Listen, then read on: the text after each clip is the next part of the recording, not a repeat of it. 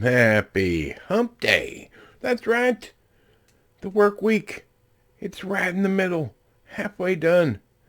And boy, do we have some good stuff to talk about today. Today's a twofer. We're comparing. That's right. We're doing maths. And you know how good I am at that. Don't go anywhere. Previously on the Nerdy Ronin Network. What I had new to naughty fail.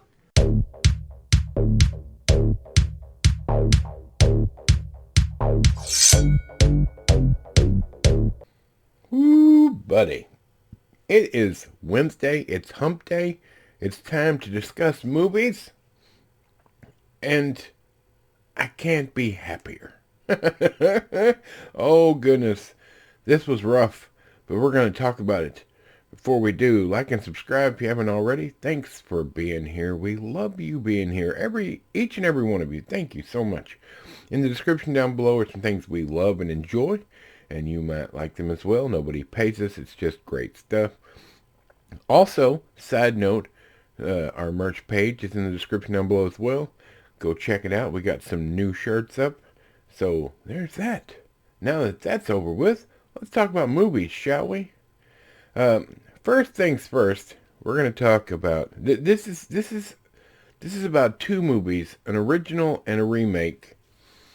And man, let's get into it. Okay. Assault on Precinct 13 from 1976, the year I was born.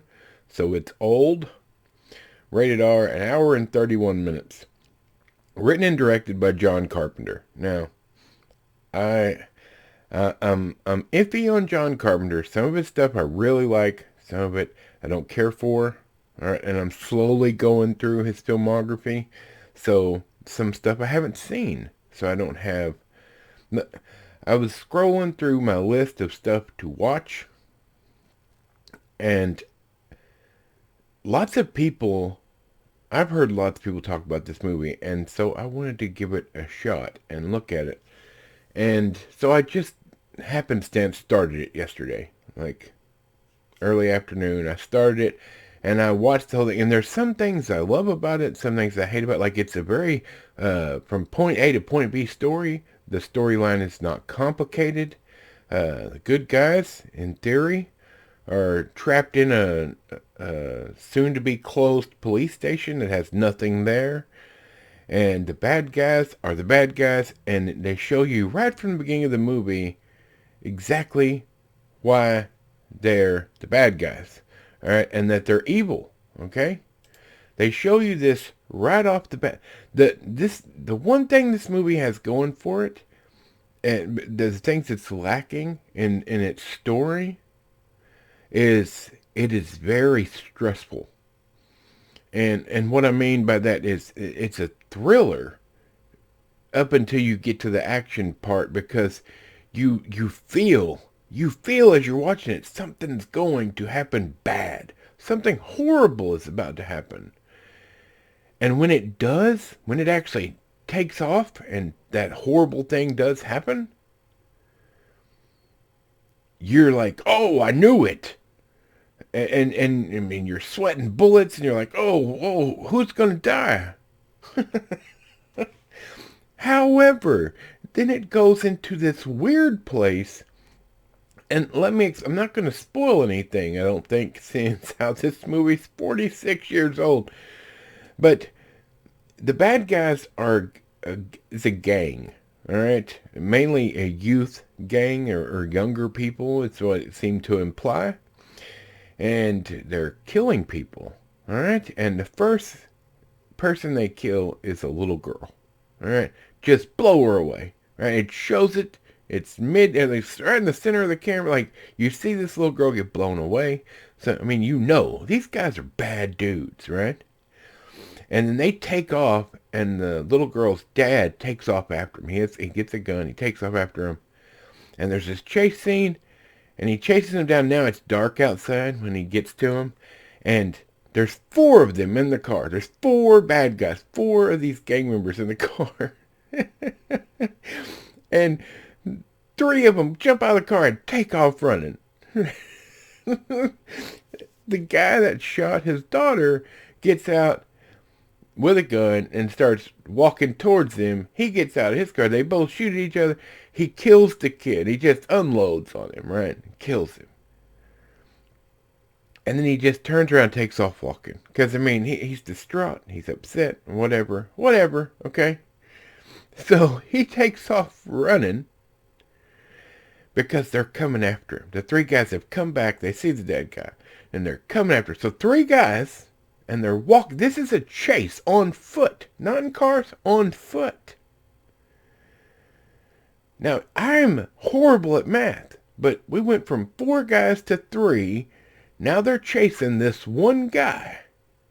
And they chase him to this soon-to-be abandoned police station where he goes in. And suddenly there's 937 of these gang members. Come on, man. There were no cell phones. Nothing like that back then. Where'd all these people... How'd they coordinate this? Where'd they all come from? And that took me out of the movie. I mean, I got it.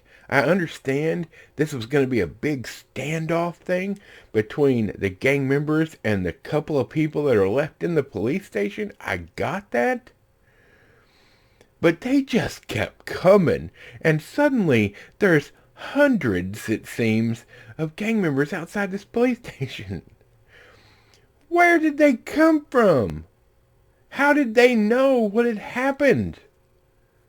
Impossible, Mr. Carpenter. Impossible. But anyway, overall, the characters in the police station, I mean, you get to know them. Some of them are criminals, some of them are not. Some of them are police. You know, people die. Well, by the end of the movie, the whole point is there's some survivors and some not. Okay? It's truly about an assault on this police precinct by this gang. And who survives. Simple, to the point. It's just point A to point B. Now, in 2005, this movie was redone. Let's look at it. Assault on Precinct 13, deja vu, y'all. 2005, rated R, an hour and 49 minutes. Directed by Jean-François Richet. I don't know how to say this. I'm from Arkansas. It's got Ethan Hawke, Lawrence Fishburne, and Gabriel Byrne in it. And they credit John Carpenter because this is based on his earlier film. That's not, I mean, loosely. So, from the get-go, where we meet the main character, Ethan Hawke, the cop, it's convoluted. It's overcomplicated, unnecessary. It's just... This movie doesn't... Okay, hold on. In regards to Assault on Precinct 13 from 1976, I'm not a fan. I understood it. I get where it was going. I mean, you look at the time it was made, it fits in the 70s, in the genre of 70s cinema. And it was a good watch once. I'll never watch it again. It has no rewatchability. The story is what it is, but as a one watch wonder, okay, it was great. It was fine. It was fine. It was fine. I knew what was going on. In this movie, the remake, you never get that drama or that stressful feeling of, oh goodness. And guess what, you guys? The bad guys are a bunch of dirty cops. What? And from the very beginning, you realize watching this that there's a dirty cop in the police station with the people trying to survive. This movie is overcomplicated. Lawrence Fishburne does a fine job as his character as the bad guy, like as one of the bad guys inside the police station trying to survive. And Ethan Hawke does fine in his role, okay? But Gabriel Byrne and Brian Dennehy, who I usually really love his roles, but the dirty cops, just it was over convoluted and stupid. All right, it didn't have any of the realistic nature of the first one, where it seems somewhat plausible that gang members would attack a group of people. But 33 dirty cops from different places in the police station, including a helicopter unit, it doesn't make sense that they would try to kill all these people. There's no possible way to cover that up. Even with the excuses and the idea behind it, it's over convoluted. And you know, I had remembered that I saw the remake when it first came out, and I didn't remember much about it, with the exception of that Ethan Hawke and Lawrence Fishburne were in it. But I remembered that I didn't really like it. I didn't like. There was something in the back of my mind that said, I don't think I remembered enjoying this movie. And as I rewatched it, once I was done rewatching, there was no, like, I was sad. Like, I just wanted to watch some popcorn movie afterwards, which I didn't. But I just wanted to watch something entertaining afterwards because it was so convoluted and so complicated. And they just tried to twist the story up, and there was no simplicity to it. And it ruined it. The overcomplication, they just put too much garbage in it, and it was silly. The idea, like, and it's just not worth it. So, if you watch the original, and you somewhat enjoy it for what it is, a 70s, in that 70s vein, you know, like Dirty Harry, which, look, if you enjoyed the first one, you're not going to like the second one, or the remake. It's just, you're just not. And if you've never seen the first one, you can probably watch the second one and be just fine. I'll never watch it again.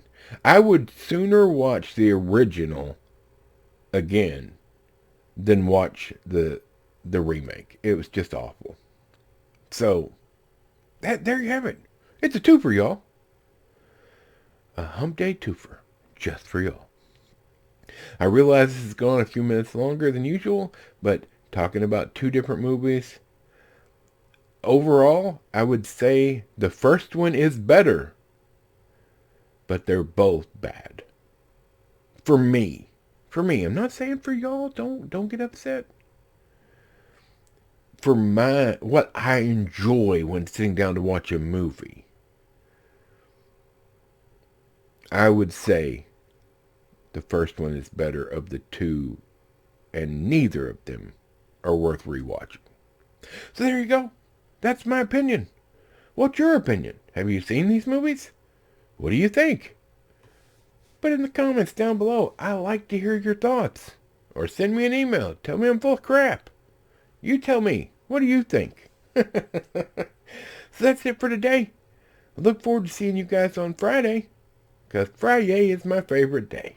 So I hope you guys have a great rest of your week. From Michael the Microphone, Bob Squeaky Chair in the back, and this big fat nerd, we will see you on Friday.